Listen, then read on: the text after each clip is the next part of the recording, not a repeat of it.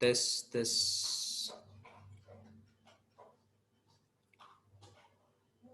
Bismillahirrahmanirrahim. Assalamualaikum warahmatullahi wabarakatuh. Innal hamdalillah nahmaduhu wa nasta'inuhu wa nastaghfiruh wa na'udzu billahi min syururi anfusina wa sayyiati a'malina. May yahdihillahu fala mudilla lahu wa may yudlil fala hadiya lahu. Ashhadu an la ilaha illallah wahdahu la syarika lah wa ashhadu anna Muhammadan abduhu wa rasuluhu la nabiyya wa la rasula ba'dah. Amma ba'd, fa inna asdaqal hadithi kitabullah wa khairul huda huda Muhammad sallallahu alaihi wasallam wa syarrul umur muhdatsatuha wa kullu muhdatsatin bid'ah wa kulla bid'atin dhalalah wa kulla dhalalatin finnar. Ma'asyiral muslimin, a'azzani Allah wa iyyakum. Alhamdulillah, bersyukur kepada Allah Subhanahu wa taala pada hari Ahad ini sebagaimana terjadwal kita bisa melanjutkan pembelajaran kita dalam membahas kitab Syarh Al-Waraqat karya Syekh Sa'ad bin Nasir Asy-Syafri hafizahullahu taala. Salawat dan salam semoga senantiasa tercurahkan buat junjungan kita baginda Nabi Muhammad sallallahu alaihi wasallam beserta keluarga beliau, sahabat beliau, dan orang-orang yang senantiasa ittiba di jalan beliau hingga akhir zaman kelak.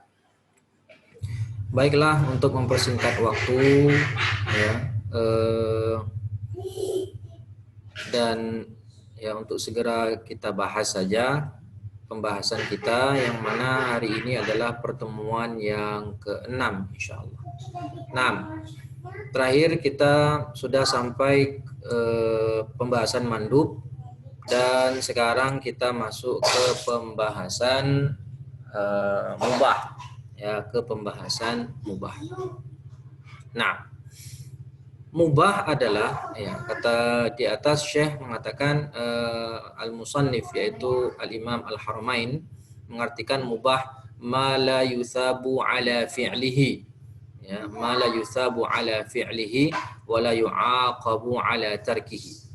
Nah, ma la yuthabu ala fi'lihi wa la yu'aqabu ala tarkihi. Nah, itu arti dari arti pengertian dari mubah yang dibawakan oleh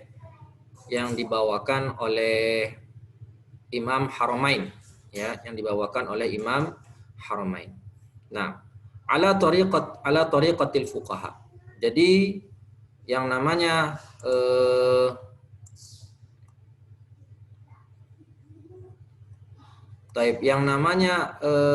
mubah ini adalah bahasanya fuqaha. Nah, bahasanya fuqaha. Nah, sedangkan bahasanya usuliyun adalah ibahah. Bahasanya usuliyun itu adalah ibahah. Nah, qauluhu ma la yuthabu ala fi'lihi. Mubah adalah yang tidak diberi pahala jika melakukannya. Maka hal ini mengeluarkan mandub dan juga mengeluarkan wajib. Jadi mandub dan wajib itu tidak sama maknanya dengan mubah. Kenapa? Karena yang namanya wajib dan mandub itu berpahala jika melakukan. Wajib dan mandub itu sifatnya berpahala jika melakukan. Sedangkan mubah tidak berpahala jika melakukan. Taib. Kemudian diartikan juga sama Imam Haramain, la yu'aqabu ala tarkih. Mandub juga tidak diberikan pahala jika meninggalkannya. Artinya dikerjakan juga tak berpahala, ditinggalkan juga tak berpahala. Ini mengeluarkan definisi wajib. Kenapa? Karena wajib jika ditinggalkan itu malah berdosa. Kalau wajib itu dihukum berdosa. Wa kana al-aula an yaqula ma la yuthabu ala fi'lihi. Dan yang lebih utama seharusnya ya Imam Haramain mengatakan apa itu mubah ma la yuthabu ala fi'lihi aw tarkihi wa la yu'aqabu alaihima. Nah, apa yang dia dikerjakan dan ditinggalkan tidak berdampak apa-apa. Ya, tidak berdampak pahala dan tidak berdampak dosa. Ya. Baik, begitu juga ditinggalkan. Ya, dia tidak berdampak pahala dan tidak berdampak dosa. Naam, li'annahu qad yuthabu 'ala tarki wa yu'aqabu 'ala al-fi'l. Karena perbuatan mubah terkadang qad yuthab, terkadang diberi pahala jika meninggalkannya. Ya, misalnya perbuatan mubah tadi adalah wasilah untuk menuju sesuatu yang haram. Ya, wa yu'aqabu 'alal fi'li. Ya, dan juga bisa dia dihukum. Ya, dihukum karena melakukannya. Baik. Ya, nanti insyaallah ada penjelasan lebih detail. Wa yalhadhu 'ala ta'rifil musannif annahu yadkhulu fihi al-makruh. Nah, di sini ada kritikan dari pensyarah dari Syekh As-Satsri. Beliau Imam Haramain mengartikan mubah ma la yusabu fa'iluhu wa la yu'aqabu tarikuh. Ya, itu pengertian dari Imam Haramain. Nah, kalau kita menggunakan pengertian ini, maka definisi itu bisa juga dipakai untuk makruh. Ya kan? Makruh itu kan tidak berpahala jika mengerjakan, juga tidak dihukum jika meninggalkan. Ya, jadi kritikan dari pensyarah, beliau mengatakan mengartikan mubah sebagai ma la yusabu fa'iluhu wa la yu'aqabu tarikuh, itu juga bisa termasuk dalamnya makruh. Karena makruh ya itu tidak tidak dihukum jika melakukan dan juga tidak diberi pahala jika meninggalkan. Wadzalikal haram li'annahu la yusabu ala fi'lihima. Begitu juga perkara haram. Karena perkara haram itu tidak diberi pahala, makruh dan haram tidak diberi pahala jika melakukannya. Begitu juga makruh dan haram itu tidak dihukum jika meninggalkannya. Tidak dihukum jika meninggalkannya. Nah, jadi sama di sini ya. Ma yusabu ma la yusabu fa'iluhu. Ya, ma la yusabu ala fi'lihi. Tidak diberi pahala jika melakukannya. Begitu pula makruh. Makruh dikerjakan yang dapat pahala. Terus wala yu'aqabu ala tarkihi. Tidak dihukum orang yang meninggalkannya. Makruh juga nggak dihukum orang yang meninggalkan. Haram juga nggak dihukum orang yang meninggalkannya. Wa yulhadhu alaihi aidan annal insan qad yaf'alul mubah likaunihi wasilatan ila wajib. Ya. Kritikan berikutnya bahwasanya manusia itu terkadang melakukan perkara mubah itu sebagai wasilah untuk perkara yang wajib atau mandub.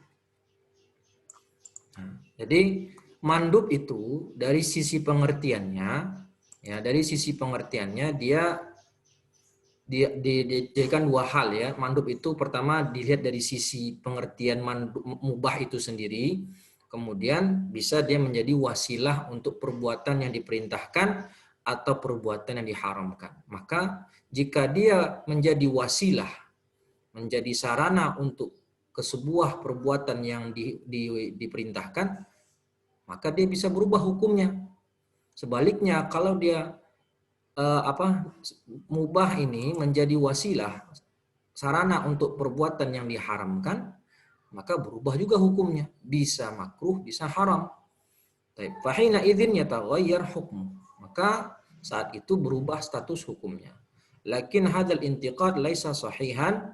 Ya, kritikan ini tidak sah, tidaklah benar, tidak tepat. Li'annahu idza nawa bihi hadhihi niyah, kalau dia berniat mubah untuk berniat mubah untuk melakukan perbuatan yang lain, intaqala min kaunihi mubahan, dia berpindah statusnya dari perkara mubah kepada perkara wajib atau mandub. Nah, supaya lebih jelas diberikan contoh sama pensyarah. Contohnya, an-naum mubah. Tidur itu hukumnya apa? Mubah. Ya, sepakat kita ya, tidur itu mubah. Tetapi jika seseorang tidur lebih cepat, mubakkiran, tidur segera, artinya setelah isya dia segera tidur, niatnya apa? Biqasdi taqawwi ala qiyamil lail. Nah, niatnya supaya dia bisa bangun malam, bisa seger nanti pas sepertiga malam terakhir. Jadi tidurnya sendiri itu perkara mubah, tapi menjadi sarana untuk dia melakukan perkara yang dimasyru'kan, yang disyariatkan, disunahkan. Fa inna naumahu hina idzin yakunu manduban ilaih. Maka tidurnya yang tadi hukumnya mubah, gara-gara menjadi sarana untuk perbuatan yang disunahkan, maka tidurnya menjadi sunnah. Berpahala kalau begitu. Fala yuqalu innal mubah huna wa huwa an-naum yusabu ala fi'lihi liwujudin niyah. Ya, fala yuqal, maka ya, tidaklah dikatakan di sini bahwasannya tidurnya tadi itu diberi pahala karena ada niat. Wa innama intaqala an-naum bin niyah min kaunihi mubahan ila kaunihi manduban ilaih. Jadi menurut Syekh Ats-Tsatsri, tidurnya tadi yang awalnya mubah, kemudian menjadi sarana karena untuk perbuatan yang disyariatkan. Fala yuqalu innal mubah huna an-naum yusab. Tidak dikatakan tidur itu berpahala karena ada niat tadi, niat untuk qasdut taqawwi. Niat untuk seger, kuat untuk bangun malam. Akan tetapi yang dimaksudkan adalah perbuatan yang mubah ini hanya berubah nama hukumnya. Ya, berubah nama hukumnya. Innama intaqala naum bin niyati kaunihi mubahan ila kaunihi manduban. Jadi hukum tidur yang awalnya mubah itu bergeser, berubah nama hukumnya menjadi mandub. Mandub. Ya, menjadi mandub. Baik. Tapi Syekh di sini tidak setuju mengatakan tidurnya ini berpahala. Ya, tapi dia berubah menjadi mandub. Baik. Wa hadhihi qa'idah. Nah, ada sebuah kaidah, annal fi'la yataghayyar hukmuhu bitaghayyuri muta'alliqatihi wa taghayyuril qara'in al-murtabitah bihi. Bahwasanya perbuatan itu berubah hukumnya dengan berubahnya kaitannya dan berubahnya faktor-faktor yang melekat padanya.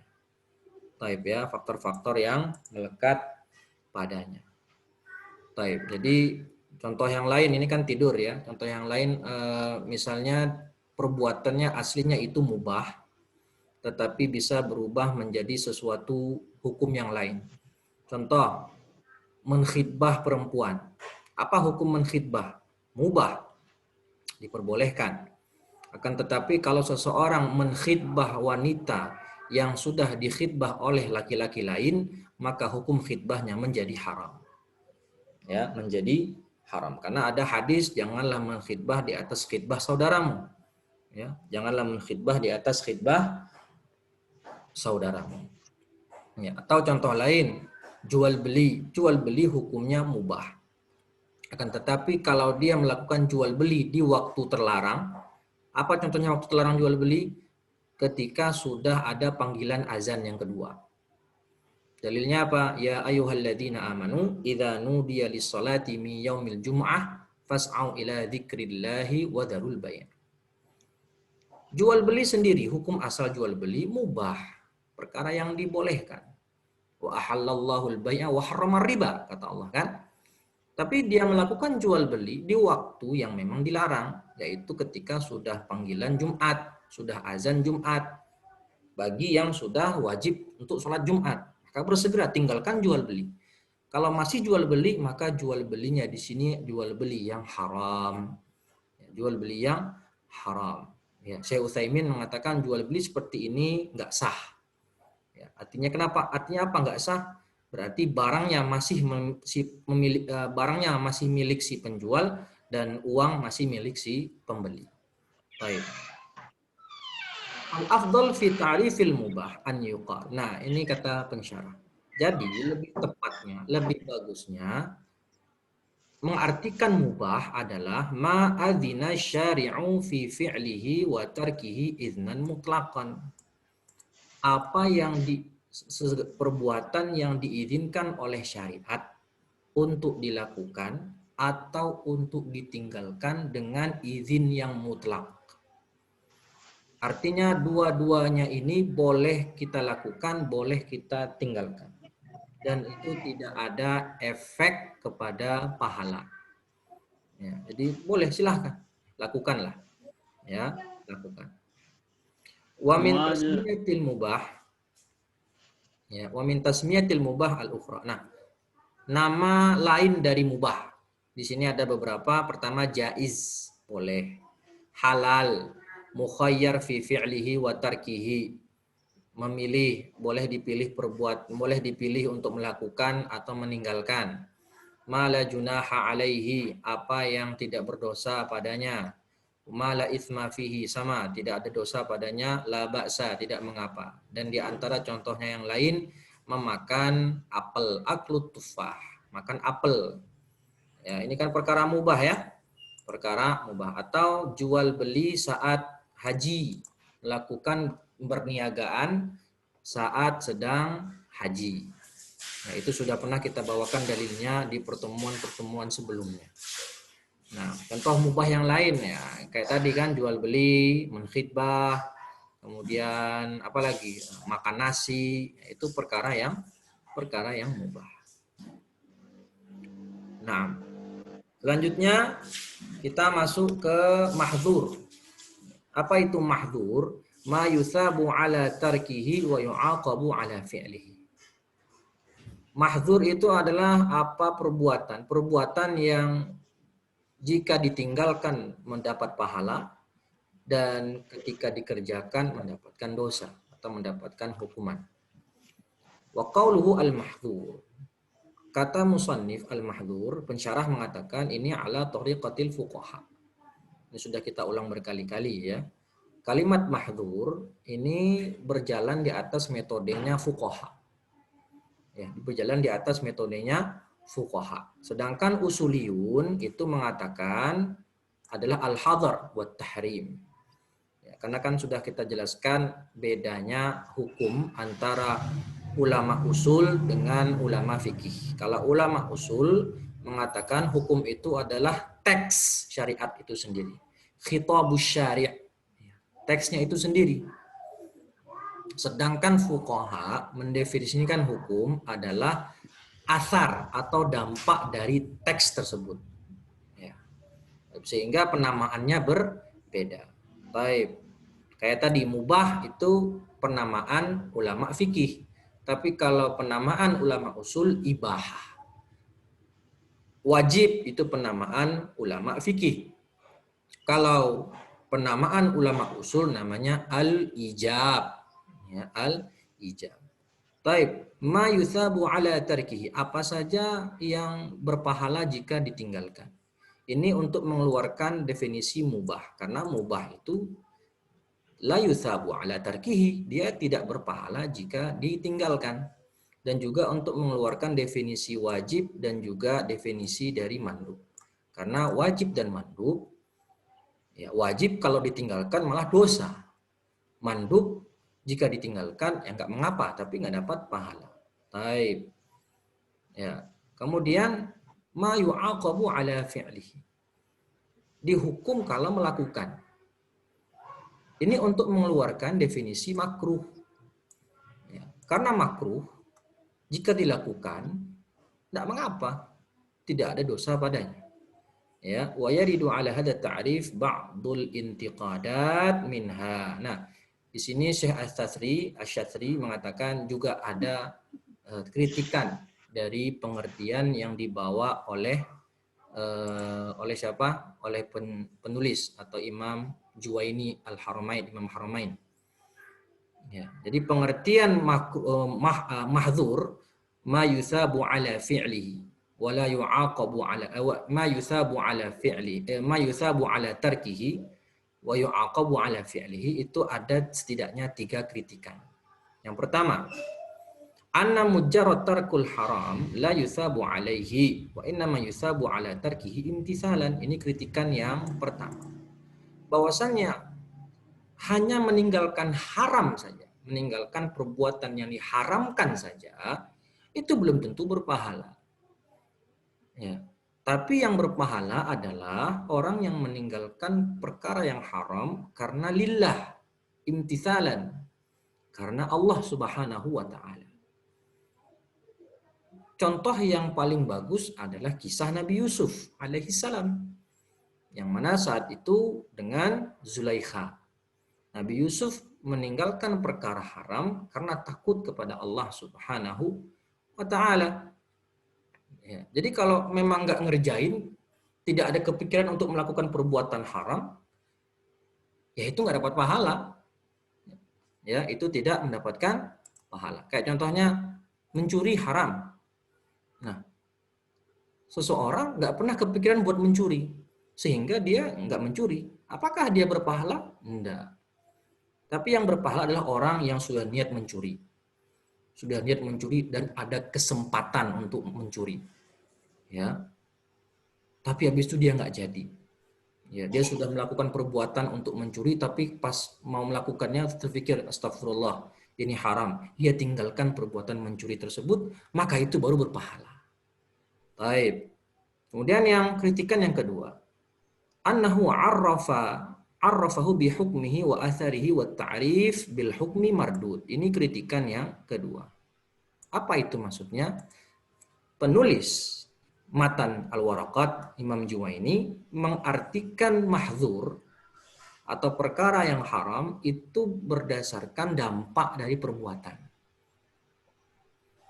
Ya, bukan dari zat pengertian mahdzur itu sendiri. Sedangkan mengartikan sesuatu dengan dampaknya itu tertolak.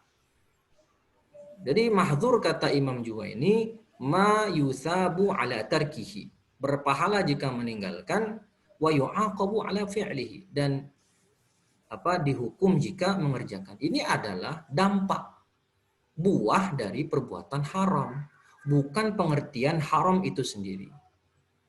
Baik. Kemudian kritikan yang ketiga, wa yaridu alaihi kadzalikal jazmu bil iqab. Ya. Di sini ada menjazamkan hukuman bagi orang yang melakukan perbuatan haram. Ma'anna fa'il muharram qad ya'fu Allah anhu. Bisa saja orang yang melakukan perbuatan haram itu diampuni oleh Allah. Jadi ada 3 kritikan kan? Pertama, yang mendapat pahala bukan orang yang meninggalkan haram saja, tapi kalau dia meninggalkan sesuatu yang haram karena Allah. Yang kedua, beliau mendefinisikan haram dengan dampak, bukan dengan definisi haram itu sendiri. Dan yang ketiga, beliau di sini menjazamkan hukuman bagi orang yang melakukan perbuatan haram, dan itu tidak tepat kata pensyarah. Karena nggak semuanya orang melakukan perbuatan haram pasti dihukum. Ya, bisa saja Allah mengampuni orang tersebut. Fal aula an yuqal fi ta'rif tahrim. Nah, maka kata pensyarah yang lebih bagus, lebih utama, definisi tahrim atau mahdzur adalah ini. Ma talaba syari'u tarkahu talaban jaziman.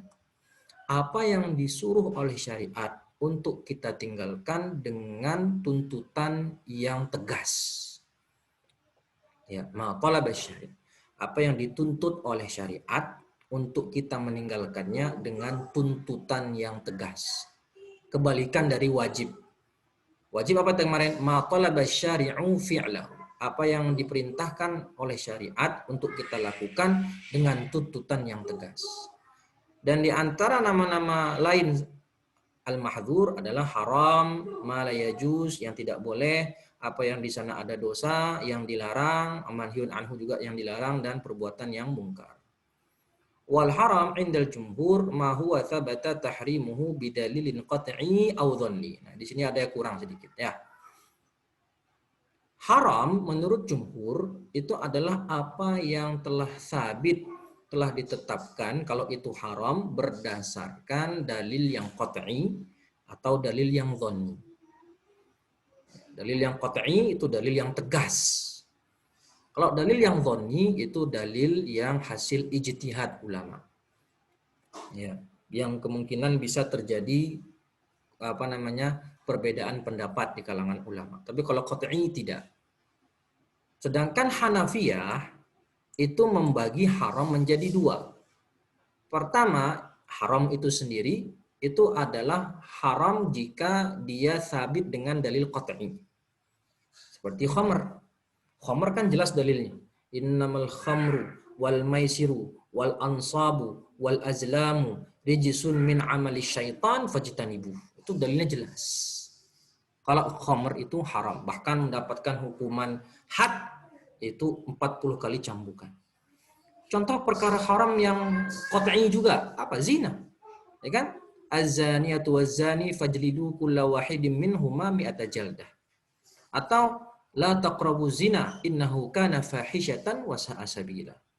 Mencuri, as-sariqu was-sariqatu faqta'u aydiyahuma jazaa'an bima kasaba nakalan minallah.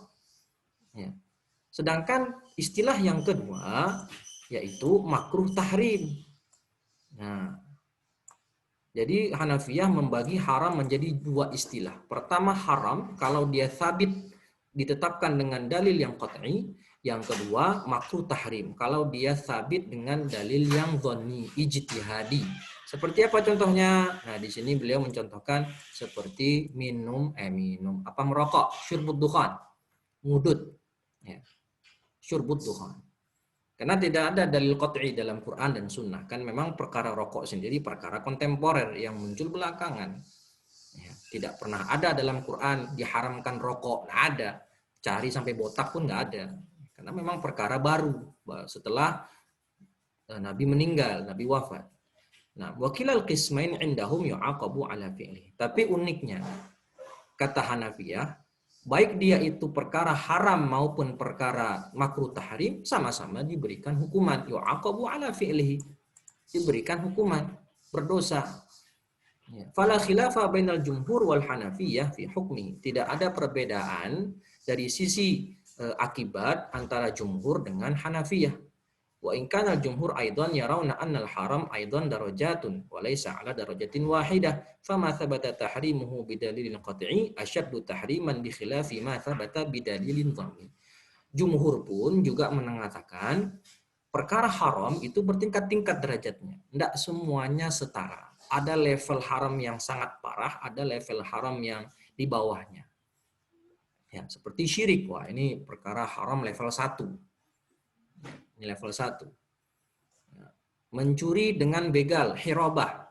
Mana yang lebih parah? Mencuri atau hirabah? Lebih parah hirabah. Atau quta'ut thariq.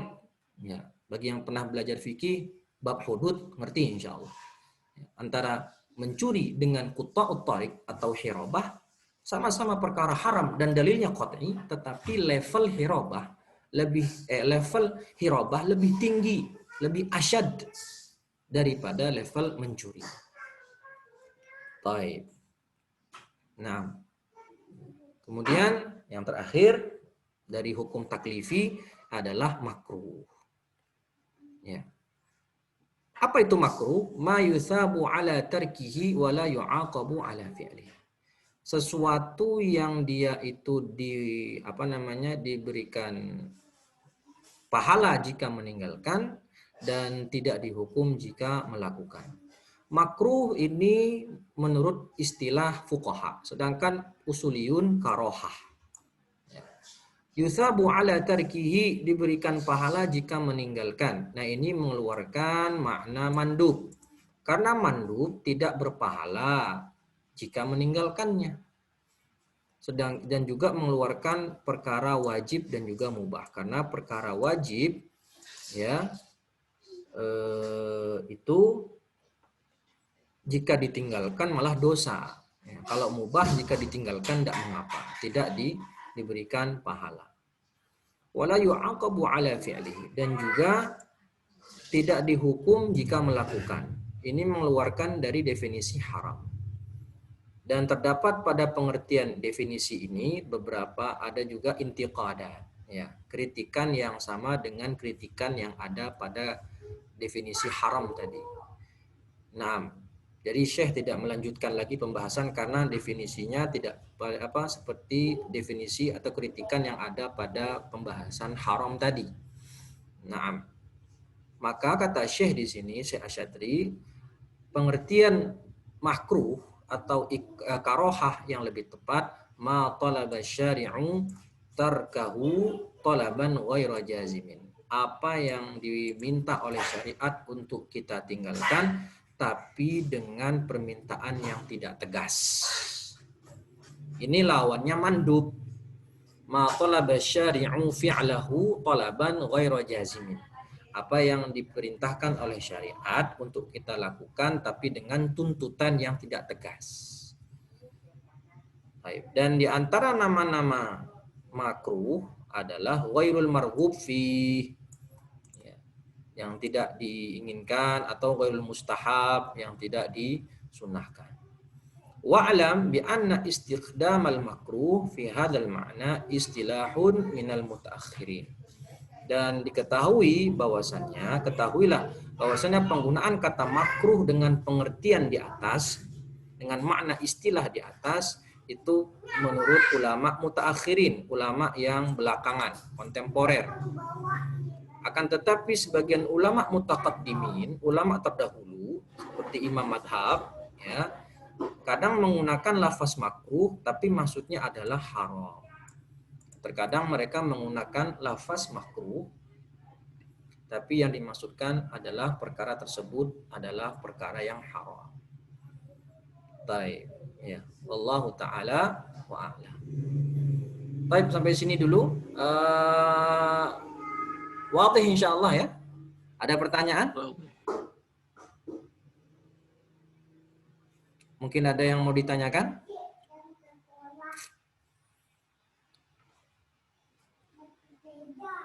Nah, jadi ini kita masih membahas hukum taklifi. Taib. Qaidah hammah. Tidak ada pertanyaan ya, jelas insyaallah. Nah, di sini ada tambahan sedikit kaidah, perbedaan antara naqid dengan diddan. Ya, perkara naqid dengan diddan. Apa itu naqid?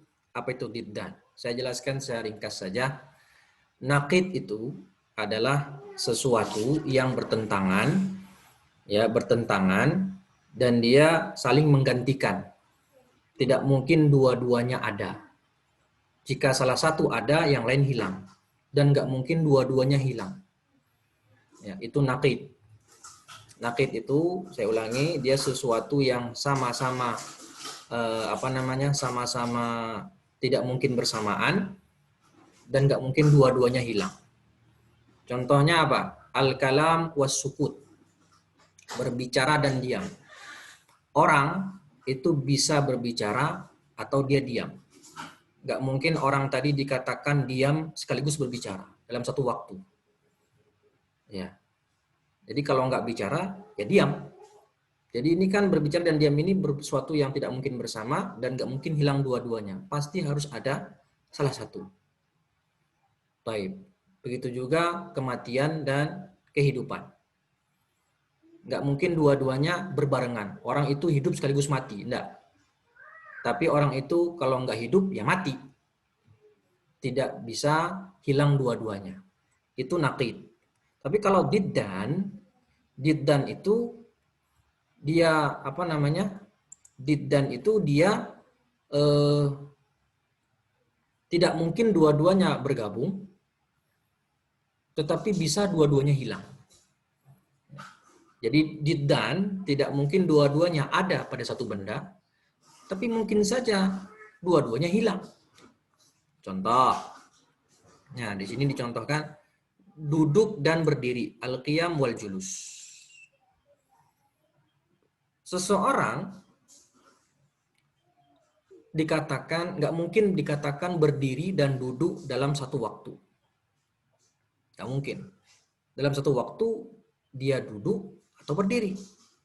Jadi nggak mungkin duduk plus berdiri dalam satu waktu. Akan tetapi orang bisa saja tidak duduk dan tidak berdiri. Ya kan? Jadi bisa dia kalau untuk bersamaan nggak mungkin. Tapi kalau untuk hilang dua-duanya, mungkin. Duduk dan berdiri. Orang tadi nggak mungkin dalam satu waktu duduk plus berdiri. Tetapi bisa orang itu nggak duduk dan juga nggak berdiri. Apa? Mustalqiyan, terlentang. Atau tiduran. Ya, tiduran atau terlentang. Ini kan nggak duduk dan nggak berdiri. Ini namanya diddan. Ya, contoh lain. Orang itu kulitnya putih atau hitam. Ya. Nggak bisa dua-duanya. Orang tadi kulitnya putih plus hitam. Imma putih, imma hitam. Ya kan? Ya. Atau ya, ada benda putih atau hitam. Jangan kulit lah. Takutnya rasis. Misalnya ada benda warnanya putih atau hitam. Nggak mungkin benda tadi hitam sekaligus putih dalam waktu yang bersamaan. Akan tetapi benda tadi bisa nggak warnanya putih, bisa juga nggak warnanya nggak hitam. Hijau misalnya. Oh iya, ya, kayak mouse ini, warnanya hitam. Ya, warnanya hitam. Nggak mungkin mouse ini warnanya hitam plus putih dalam waktu bersamaan. Tapi mungkin aja ada mouse warnanya hijau, atau bening, atau merah. Baik, nah, ini perbedaan antara naqid dan juga diddan. Nah, hukum taklifi itu ada yang dia naqid, ada yang dia diddan. Ada yang naqidan, ada yang dia diddan. Contohnya mustahab dan makruh. Kata Syekh Ats-Tsatsri, mustahab dan makruh itu naqidan. Ya. Jadi perbuatan tadi bisa mustahab atau bisa makruh. Ya, nggak mungkin hilang dua-duanya karena dia naqidan. Ya, naqidan. Tapi kalau haram dan wajib, perkara yang haram dan wajib itu diddan. Ya. Di sini kan al-wujub wa tahrim diddan. Begitu juga mandub dan wajib itu diddan. Nggak bisa dua-duanya ada pada satu benda, tapi bisa dua-duanya hilang. Contoh di sini, adamul fi'li zina wajib. Meninggalkan perbuatan zina wajib. Ya. Meninggalkan perbuatan zina wajib. Hukum zina sendiri, perbuatan melakukan zina haram. Melakukan zina haram. Dan meninggalkan perbuatan zina wajib. Akan tetapi perbuatan yang kita lakukan, sebagian perbuatan yang kita lakukan tujuannya untuk meninggalkan zina, belum tentu wajib. Saya ulangi, perbuatan zina haram. Dan meninggalkan perbuatan zina itu wajib. Nah, tapi perbuatan yang kita lakukan untuk meninggalkan zina itu belum tentu wajib. Contohnya apa? Puasa. Berpuasa sunnah untuk menahan gejolak hawa nafsu supaya terhindar dari zina. Apa hukum puasa sunnah itu sendiri? Ya sunnah. Mandub. Atau berolahraga, mencari kegiatan positif supaya tidak terjatuh pada perkara zina. Apa itu hukum melakukannya? Mubah. Ya. Mubah. Jadi nggak mungkin wajib dan haram berkumpul pada satu waktu. Akan tetapi wajib dan haram bisa hilang dua-duanya dan digantikan perbuatan yang lain. Ya, jadi kan laisa naqidan. Wajib dan haram bukan naqidain, bukan naqid. Akan tetapi dia adalah diddan. Li'annahu qad yakunul fi'l laisa wajiban wala haraman. Karena terkadang ya ada perbuatan itu dia hukumnya nggak wajib dan juga nggak haram. Tetapi apa? Bisa dia hukumnya mubah, bisa hukumnya mandub, bisa juga hukumnya makruh. Kayak tadi, meninggalkan zina haram, meninggalkan zina itu wajib, melakukan zina haram.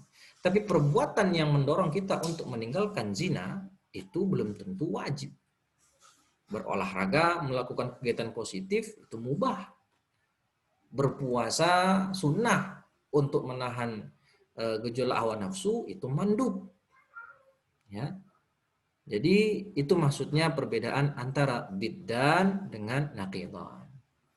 Wallahu ta'ala wa'a'lam. Nah, insyaallah di pertemuan selanjutnya kita akan masuk ke al-ahkam al-wad'i, yaitu hukum-hukum wad'i. Nah, baik Bapak sekalian yang dirahmati oleh Allah Subhanahu wa taala, waktu tinggal 3 menit. Nah, apakah ada pertanyaan? Saya persilahkan.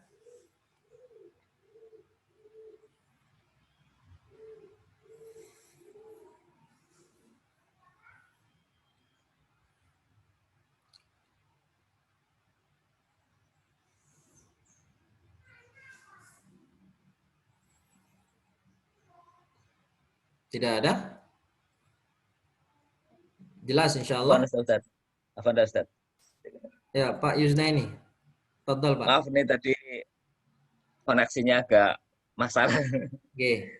Terkait dengan apa tadi nakid dan Jiddan. bid'ah Ustaz. Iya. Oke. Itu kalau untuk perkara yang mubah dan makruh ini Ustaz, supaya agak jelas Ustaz.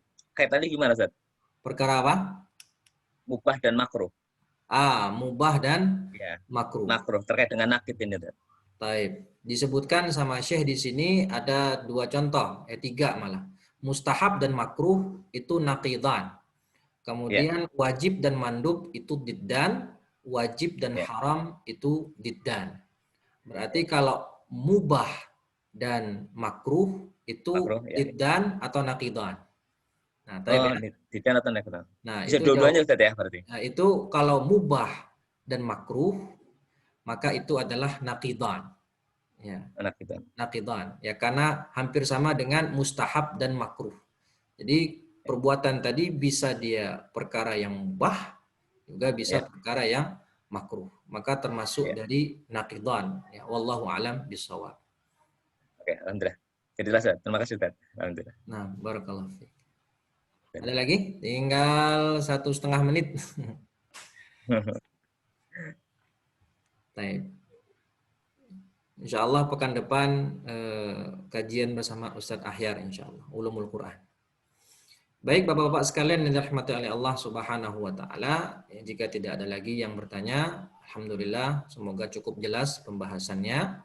Kita akan melanjutkan pekan depan di pertemuan selanjutnya itu hukum wad'i. Jadi kita telah selesai membahas hukum taklifi dan insyaallah kita masuk hukum wad'i. Aqulu qauli hadza wa astaghfirullah li wa lakum. Kita akhiri dengan baca hamdalah dan doa kafaratul majlis. Alhamdulillahi rabbil alamin. Subhanakallahumma wa bihamdika asyhadu an la ilaha illa anta astaghfiruka wa atubu ilaih. Syukran wabillahi taufiq wal hidayah. Assalamualaikum warahmatullahi wabarakatuh. Waalaikumsalam warahmatullahi wabarakatuh. Alhamdulillah. Jazakumullahu khairan. Alhamdulillah.